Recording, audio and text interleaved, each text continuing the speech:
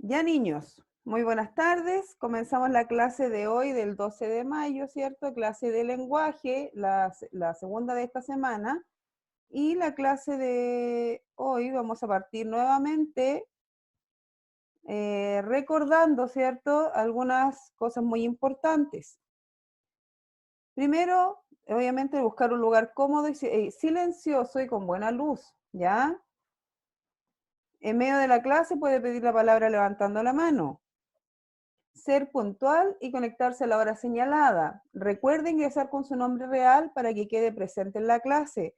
Lo mismo que ocurrió hace poco, tienen que poner su nombre porque si yo no los puedo dejar acceder a la clase si no tiene su nombre, ¿ya?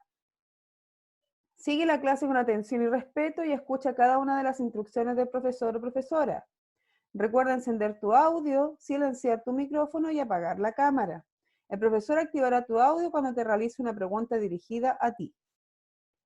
Cuando el profesor termine la clase, puedes encender tu cámara para despedirnos. Esta parte de la clase ya no estará siendo grabada.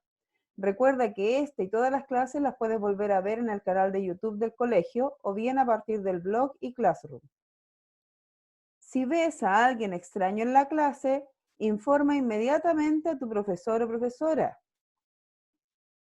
Ya, y ahora partimos con la clase, ¿cierto? Que es del texto informativo, ¿ya? Vamos a primero saber qué es un texto informativo, ¿ya? El texto informativo, ¿para qué sirven? Para saber sobre temas desconocidos, ¿ya? ¿Hay alguien que tiene el audio activado? Sofía Moller.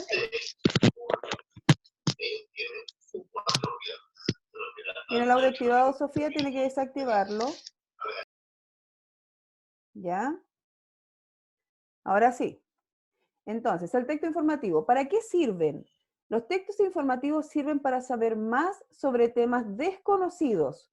Por ejemplo, cuando nos informan sobre la vida de un animal, cuando nos informan sobre alguna noticia que ocurrió durante el día o la noche, ya sobre algo que nosotros no sepamos, o sea, nos están informando. Ese es el propósito del texto informativo, informar, ¿ya? ¿Qué características tiene? Primero, son claros y ordenados para que los lectores puedan aprender. Tienen unas partes muy demarcadas en donde nosotros podemos ver, ¿cierto?, que nos están informando algo y va parte por parte diciéndonos de qué se trata el texto. Ya, vamos con la otra. ¿Cuál es su estructura?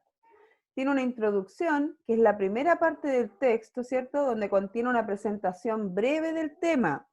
La estructura de la noticia tiene el título, obviamente, de la noticia, ¿cierto? Luego tiene una introducción pequeñita donde dice de qué se va a tratar más o menos lo que nosotros vamos a hablar, ¿ya?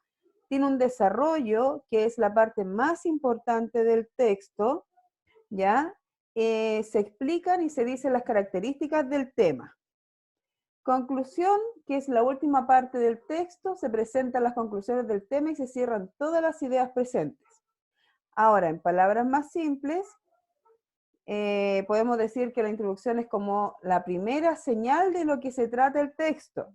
El desarrollo, ¿cierto? Es donde cuenta la parte más importante, todo lo que ocurrió, los personajes, en qué lugar ocurrió, quién estuvo presente y todo lo más importante. Y en la conclusión, uno puede decir finalmente de qué se trató, de qué se habló durante ese tema y cómo finalizó esta situación, ¿ya?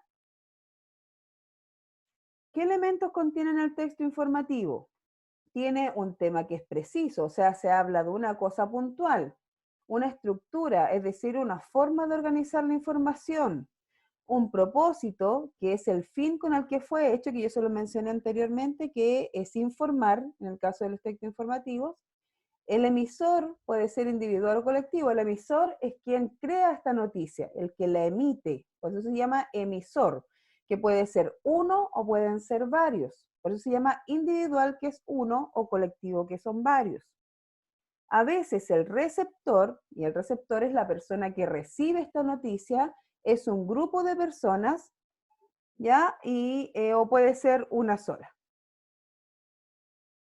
Ejemplo, los leones.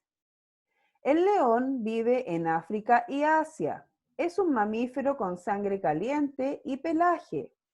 El león es un animal carnívoro con mandíbulas poderosas y colmillos filosos. El macho tiene una melena grande que usa para asustar a otros animales. Los leones viven en manadas. Las leonas crían a los cachorros y cazan. Los machos protegen el territorio y descansan en la sombra. La leona da a luz crías vivas y las cuida hasta que cumplen los 2 años. Este es un texto informativo que nos habla de los leones, ¿ya? Nos dice dónde vive, qué es un mamífero, ¿ya? Qué es lo que come, cómo come, qué utiliza para comer, ¿cierto? Nos habla de que el trabajo, el rol que tiene el macho dentro de esta familia, ¿ya? Y cómo es. Y nos habla también de lo que hacen las leonas, ¿ya? Y bueno, y cuántas que tienen crías Ya, vivas, ¿cierto? pero si ¿Alguien no tiene me el audio pueden ver, activado? no me pueden ver. ¿Alguien tiene el audio activado? Renato Gutiérrez, por favor. Ya, continúo. ¿Qué información recopilamos del texto anterior? Ya, según lo que nosotros acabamos de leer, los leones viven en África y en Asia. Son carnívoros con mandíbulas poderosas. Viven en manadas, que son grupos de animales, ¿cierto?, de la misma especie. Los leones tienen melenas grandes, protegen su territorio y descansan. Las leonas crían a los cachorros y cazan. Cuidan a sus crías hasta los 2 años. Todo eso pudimos obtener del texto que leímos anteriormente. ¿Ya? Ahora a trabajar. ¿Ya? Y acá nosotros tenemos el siguiente texto informativo, el cual yo se los voy a leer y después vamos a trabajar en la página 20 de su texto escolar, ¿ya? Yo lo voy a leer ahora, después voy a detener la grabación y vamos a poder trabajar en conjunto. Ya, voy a leer el texto. Dice, el pingüino emperador. El pingüino emperador es un animal que vive solo en la Antártida y es el pingüino más grande de todos los pingüinos que existen en el planeta. El pingüino emperador, como los demás pingüinos, es un ave, es decir, tiene plumas en todo su cuerpo, tiene alas y se reproduce por huevos. Sin embargo, se diferencia de otras aves porque no vuela, sino que camina sobre el hielo y es un excelente nadador. El pingüino emperador vive en aguas muy frías. Es muy grande, mide un poco más de 1 metro y pesa unos 35 kilos. Es como del tamaño de un niño de 7 años, pero pesa el doble que él.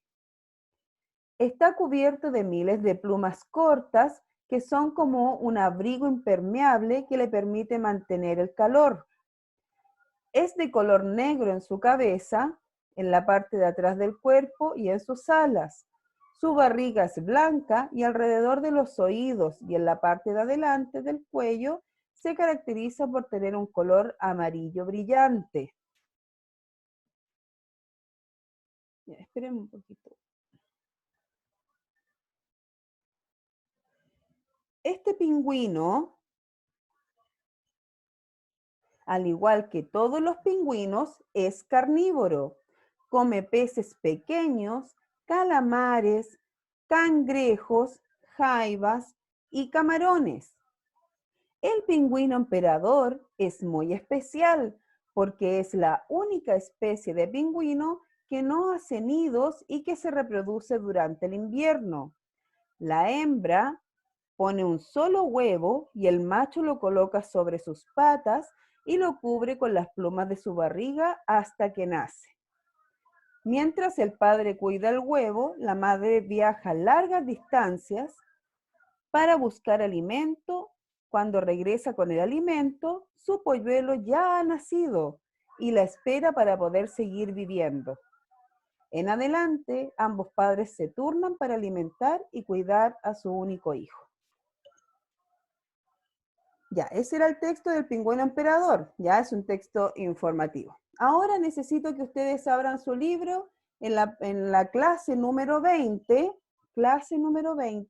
para realizar la siguiente actividad, la cual la haremos todos juntos. Ya, voy a terminar la grabación para que podamos continuar. Ahí nos vemos.